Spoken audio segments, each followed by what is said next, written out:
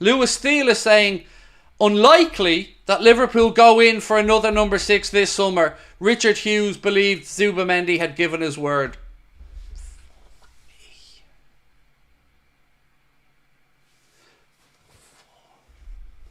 How? How do you not get a number 6? How?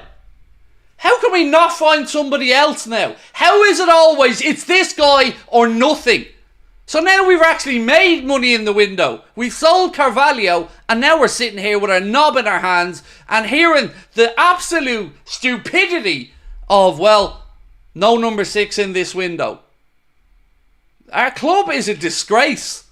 Nessie said, no number 6. Nah, that's madness now.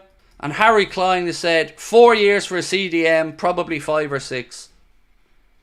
I mean, how do you have the cheek as a club to come out and say, well, we probably won't bring in the number 6 now? How? How do you have the cheek to come out with that crap? Linus said, if we don't buy a new number 6, we're not serious, but I think there will be another one. Jack Dempsey said, Gravenberch as a 6 will be like a new signing, can already smell the BS coming. Do you know what though? Just to even hear that line from Lewis Steele, that we probably won't even look to bring in a number 6 now. How do you square that off in your mind, like, as a fan? How are you... Imagine having paid for your season ticket again. It's gone up, or you buy a corporate one, and they're promising X, Y, and Z, selling the vision around the world. Under-promise and over-deliver, John. Under-promise and over-deliver, you absolute spoofer. I can get another... Who's our option? There is no option according to the early reports, mate. This is the danger in doing what we did. If you don't pull off the August that everybody was promising. Remember Virgil's words yesterday. Our captain yesterday. I have full faith in everybody at the club. I have full faith we'll get signings in. I trust everybody involved. Well, they've shit the bed again. So that trust is out the window. It's gone. Said they've been building up to this. They knew last week Joyce was their puppet. The whole Ryan G comment selling players. Maybe Klopp saw this. Whitehammer said, and now, Craig, we will sign a goalkeeper that we don't need. Well, look, the goalkeeper thing is a future-proofing thing, and I've always been okay about that.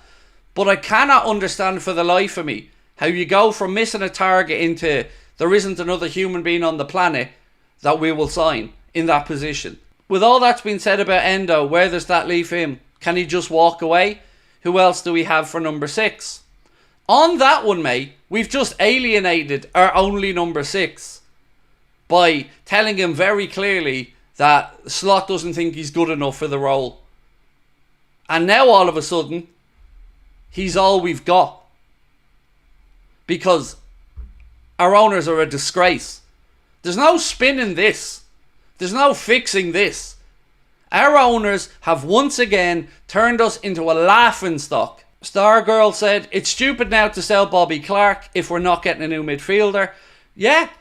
And again, we've alienated some of these guys. Clark knows he's surplus to requirements. Endo knows he's surplus to requirements. And we've already sold Carvalho. Jaywin said, do you think we'll get a new top signing? I don't know what to expect. Again, the early line coming out from Lewis Steele is that Liverpool believe they had an agreement in place and Merseyside sources say Zubimendi has gone back on his word. So again, like I've said to you, he told the club he wanted to move. And now he's changed his mind because he's a little bitch boy. He wasn't got the stomach to move away. It's his decision, it's his career, fair enough. But again, he told the club he wanted to move and then he changed his mind. XN said, respect to Zubimendi, loves his boyhood club. Fair enough, but as I've said, look, I get that aspect of it, but he gave his word. So, but look, I get your point. I do get your point, and I was delighted, as was everybody, when Gerrard changed his mind and stayed. We have to say we don't go for a 6, you know why? No, it doesn't make any difference. Because not saying you're not going for a 6 and going for a 6 isn't going to make it any cheaper than telling the world you're going for a 6. As soon as you come and knocking for a player, regardless of what you say publicly, the selling club are going to know that you're desperate. So saying it publicly or not, it's not going to change the fact that as soon as you come sending an email or ringing up an interest in a player, they're going to know that your pants have pulled down, John's lubed you up, you're over the table and you're ready to go. Rain said, who is our 6 for this season? As of right now, probably Gravenberch and Maka in that position, because the manager doesn't fancy Endo. Can't rewrite what's been said and what's been briefed publicly. Nick said, problem now, the next target know they're second best. Absolutely. Absolutely, mate. Sean Madden said FSG couldn't sign a birthday card. They would, but this is what they do with the birthday card, thinking we're all tick. They'd write it out and go, dear blah blah, happy birthday, sorry we forgot to put the money in the card. That's the type of birthday card I'd imagine John would write. Righteous Gamer said, what happened to the days where we did our work early? We could have paid the release clause early if it was a not sure, leave it and move on. One thing that is consistent across every report on this is that the player had given his word. Whether it was to Richard Hughes, to Liverpool, to the journalist I spoke to, everybody was told that he would move. Everybody. That's why Liverpool were hanging about.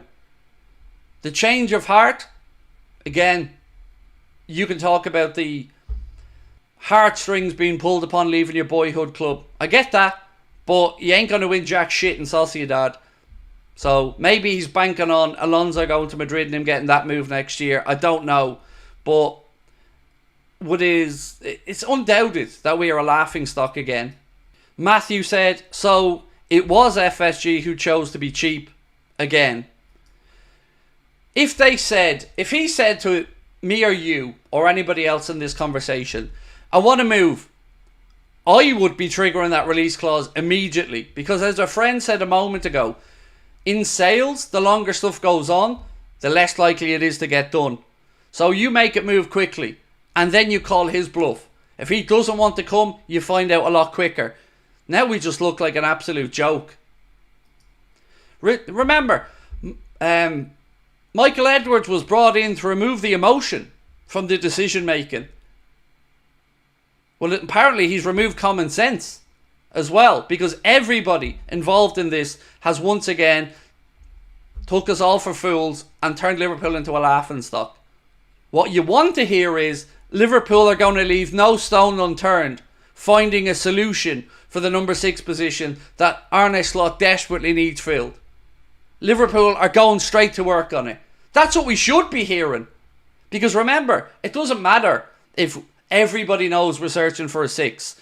If you can't do it on the QT, you can't. As soon as you come a knocking, the club's going to know it won't change anything. We should be hearing that no stone will be left unturned. We should be absolutely adamant that we are going to strengthen and get the job done in this window. But no, we aren't. We're briefing that, well, probably won't sign a 6 in this window now.